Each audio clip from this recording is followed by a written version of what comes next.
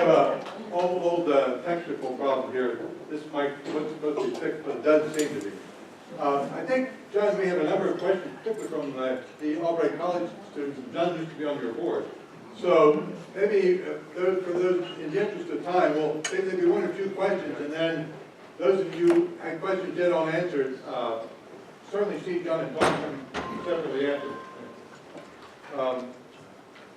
The first question, I partly addressed this already, John.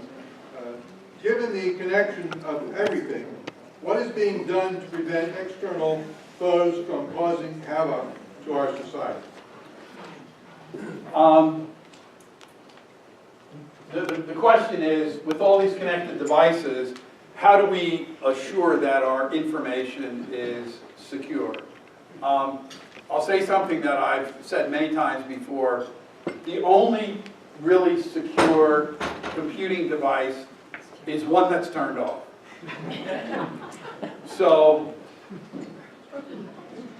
it's very hard to assure complete safety and security. There are a lot of people working on this. On balance, the technology industry does a pretty good job of protecting our data and our information assets. Now, that's notwithstanding people that collect information, Facebook, and sell it to others, and other people in that ilk that do that.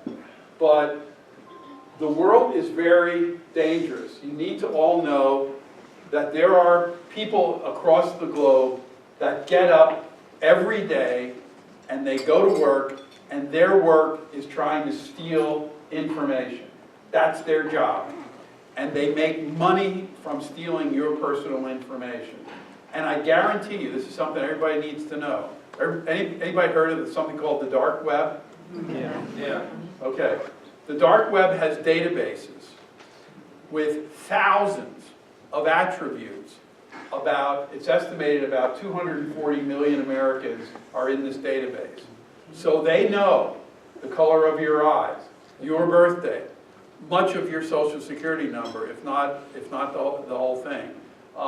They know who your grandmother was, what her middle name was.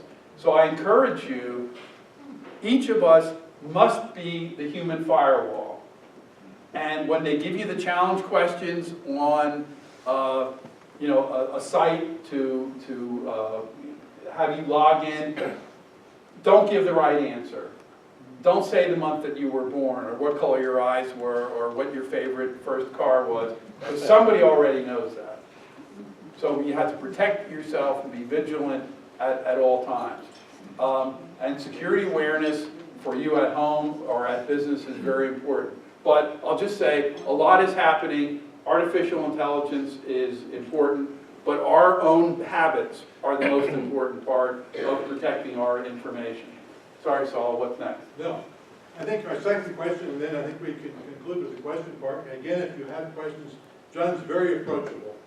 And very able to speak with him very comfortably. This next question references Alvin Toffler's Future Shock, written in the 1960s. I've read all of his books, by the way. Okay. Well, in your view, are there any technological changes on the horizon which, if allowed, would be detrimental to society? I'm going to say all of them. Technology has worked for the greater good of mankind by improving productivity, improving our standard of living, giving us easy access to information, really, I think, making us a little bit smarter than maybe we might otherwise have been. But we have some very potentially dangerous things out there. You know, I talked about genetic engineering that's happening. It would be nice if you could sort of engineer in a way to a fail-safe to reverse it. They haven't figured out how to do that. So I think that that's certainly something that could operate to our detriment. But technology is advancing like a lot of things, like the space program, where unfortunately some people had to lose their lives as we developed going into space, or like the aviation industry. You know, a lot of people crashed on their way to learning how to fly, and I think the same thing is true of technology.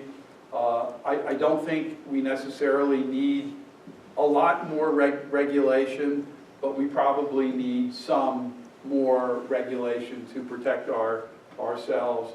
And whenever you have powerful technologies, there's risk that they can fall into the wrong hands, and that those people with the technologies in the wrong hands could misuse or misappropriate that technology. So I'm getting hooked here. Thanks, everybody.